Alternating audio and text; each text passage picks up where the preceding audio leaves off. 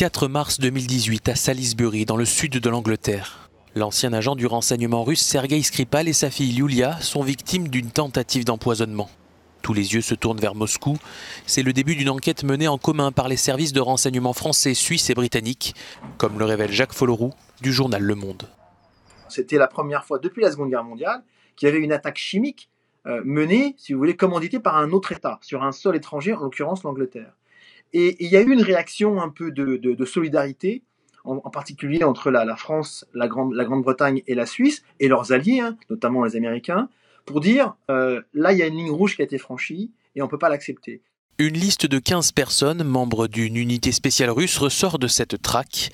15 agents clandestins qui ont résidé en France entre 2014 et 2018 et qui ont fait de la Haute-Savoie leur base logistique, une sorte d'arrière-cour. L'hypothèse la plus vraisemblable retenue par le contre-espionnage britannique et français et suisse, c'est de considérer que la Haute-Savoie était un lieu d'avoir facile d'accès, près de Genève, qui permet de rayonner sur toute l'Europe de l'Ouest de façon relativement discrète.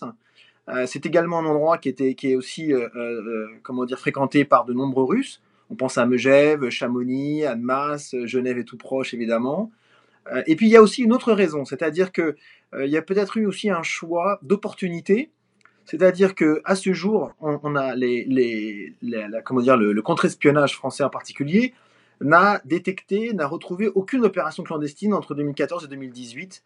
Des agents donc très discrets sur le territoire français pour ne pas éveiller les soupçons, mais très actifs dans le reste de l'Europe.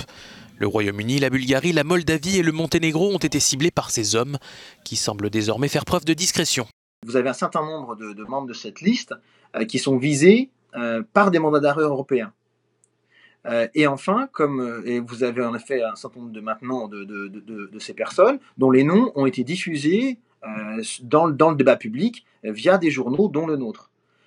Donc ça complique extraordinairement les capacités de mouvement et d'agissement de ces agents clandestins qui ne sont plus vraiment clandestins.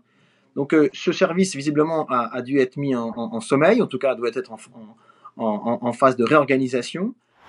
Face aux enquêtes et aux soupçons, le Kremlin aurait eu recours à d'autres réseaux d'agents clandestins depuis l'affaire Skripal afin de passer sous les radars européens.